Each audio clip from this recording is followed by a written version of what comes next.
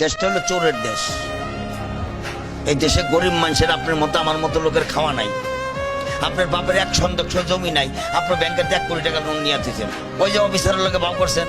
আর আমার 3 লাখ টাকা দিবেন, আমি সৌদি জমাটা গরিব মানুষ, টাকা কোষাইছে 2 লাখ, আর 2 লাখ লাগবে। এরপর আরেকটা জিনিস চাই, টাকা নেওয়ার আগে সরকারি ব্যাংকের চাকরি করে এর মধ্যে কর্মকর্তার সিগনেচার লাগবে, ওই কর্মকর্তার 3টা ব্ল্যাঙ্ক চেক লাগবে।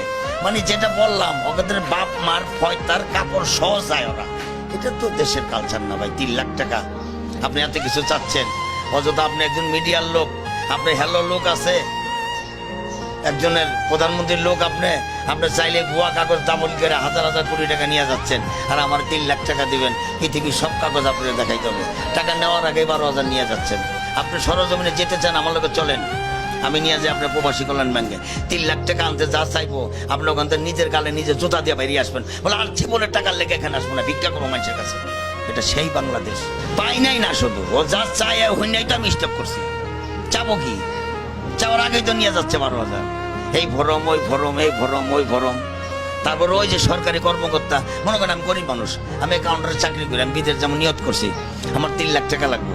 আমার তো সরকারি কোনো লোক নেই ভাই, আমার তো সরকারি কোনো অফিসার নাই, তাহলে আমি তো টাকাটা পাচ্ছি না।